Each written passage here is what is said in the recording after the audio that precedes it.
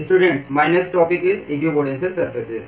Guys, it is a surface at the constant value of potential at all points of the surfaces. Okay, let us see. This is a surface. Then potential will be constant at each point of this surface. That means a surface of constant potential is known as equipotential surface.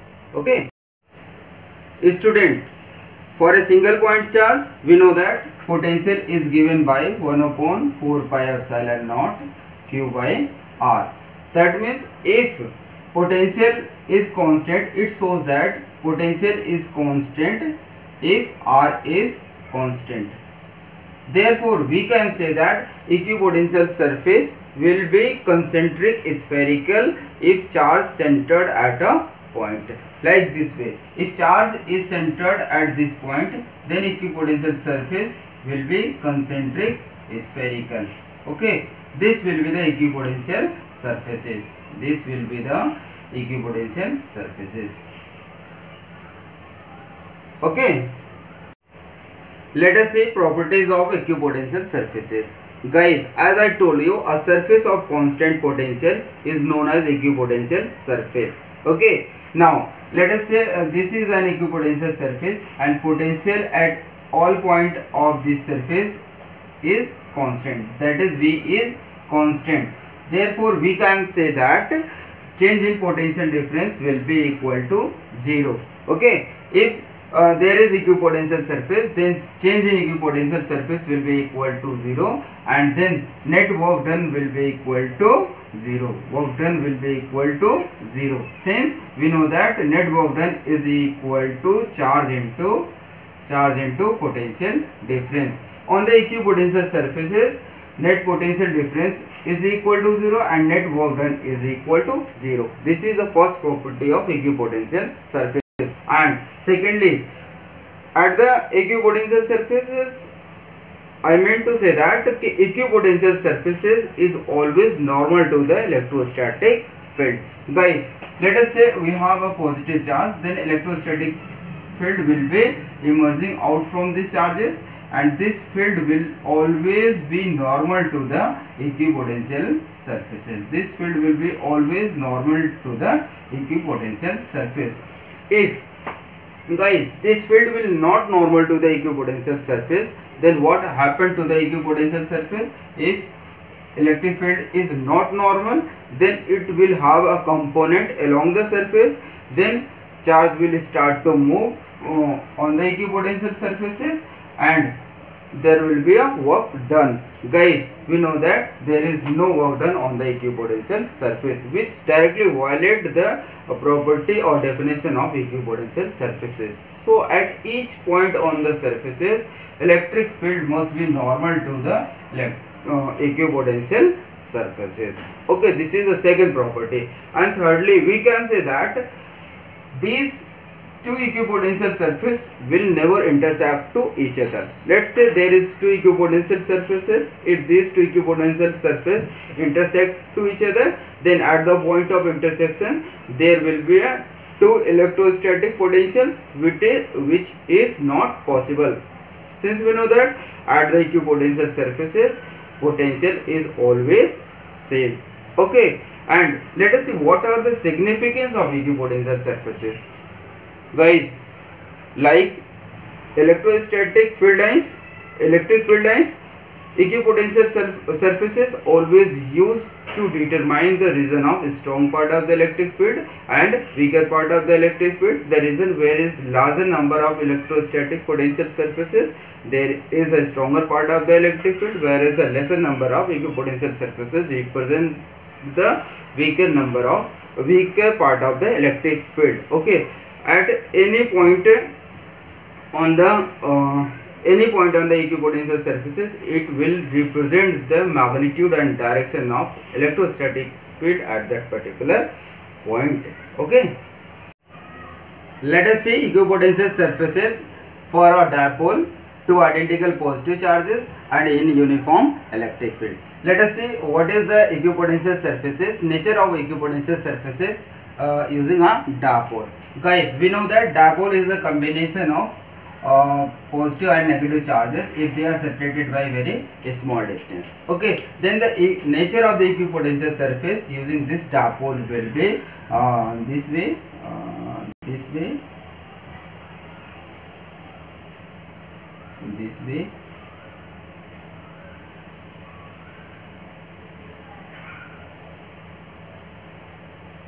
Guys, one thing let you know, equipotential surface will be closer between these two charges. This is the nature of equipotential surface using a dipole. Now let us see equipotential surface using two identical positive charges. Suppose that we have two identical positive charges, positive and positive. Then the equipotential surfaces will be like this, this way,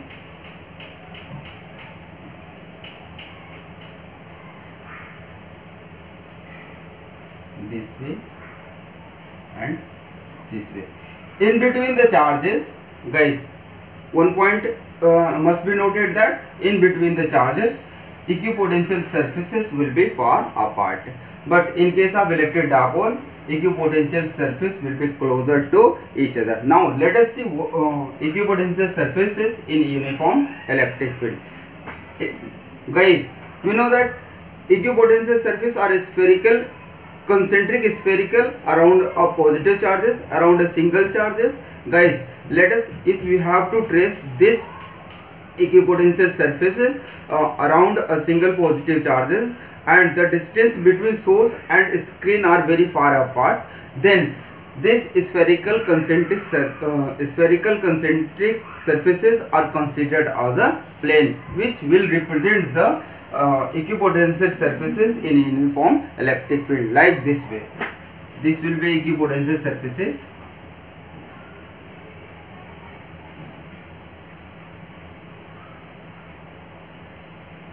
This will be equipotential surfaces in this way, electric field lines, and finally these are the uniform electric field, and all these are the equipotential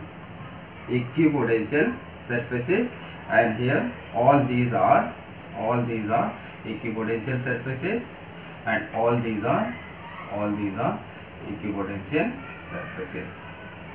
Okay, this is the equipotential surfaces using a dipole, using two identical positive charges and in uniform electric field. This will represent the equipotential surfaces for dipole, this represent the equipotential surfaces for two identical charges, and this represent the equipotential surface in uniform electric field. Guys, direct उससे नहीं आता इसको trace करने के लिए. Okay, now in the next topic let us see relationship between electrostatic field and electrostatic potential. Guys, to prove the relationship between electric field and potential, let us consider two equipotential surfaces with potential V and V plus delta V like this. So suppose that I have two equipotential surfaces, one is this one and another one is this one. ये इसके नीचे तो हमने dotted line से दिखाया. This is equipotential surface A and this is equipotential surface B. Okay, and potential of equipotential surface A is V and potential of equipotential surface is V plus delta V. Okay, now also say that electric field is directed perpendicular to normal to these two surfaces. Okay, now also say there is a distance between these two equipotential surfaces is delta L. Okay, now suppose that 1 coulomb charge plus 1 coulomb charge is placed at point P on the equipotential surface at distance dl. That means dl is the perpendicular distance between equipotential surfaces. Guys, I told you that delta L is the perpendicular distance between these two equipotential surfaces. Now let us imagine that a plus 1 coulomb charge is moving from B to A. Plus 1 coulomb charge moving from surface B to A against the electric field. Therefore, work done against the electrostatic field will be equal to work done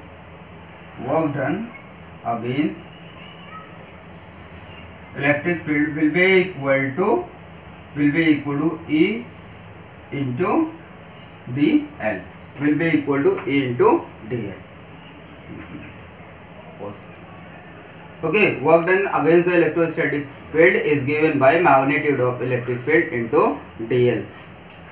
Since we know that work is equal to force into displacement, and force is equal to Q into E into displacement, since Q is equal to 1 coulomb and E is the electric field, magnitude of electric field, and D is the distance dl. Okay, therefore work done, I have written work done E dot dl. Okay, question 1. Now guys, we know that electrostatic potential difference is equal to work done bringing a unit discharge from infinity to any 2 point inside the electric field. Therefore we can say that work done is equal to electrostatic potential difference. Okay, and this will be equal to VA minus VB, since VA, potential of A is V and potential of B is V plus delta V. Therefore potential difference will be given by minus delta V. Potential difference will be given by minus delta V, and this is equal to work done. This is relation 2. Using relation 1 and 2, we can easily obtain the relationship between field and potential. Therefore, using these two relations, we can say that delta V minus delta V equal to E dot E into dl. Okay, finally we can say that magnitude of electric field will be equal to minus dV by dl. Guys, we know that since delta V is potential difference, delta V is negative, therefore we can say that delta V, magnitude of delta V can be written as negative magnitude of delta V. Therefore, using these two relations, we can say that magnitude of electric field will be given by delta V upon delta L. Okay, this is the final relationship between electric field and potential. Okay. Thus, the relationship between electrostatic field and potential is given by this relation. Okay, guys. Therefore, we can say that magnitude of electric field at any point is equal to the potential gradient at that particular point. And secondly, we can say that direction of electric field is in the direction of steeper potential. That means the potential where the region where the potential is low, the electric field will be directed towards the low potential, from higher potential to the lower potential. Is that clear?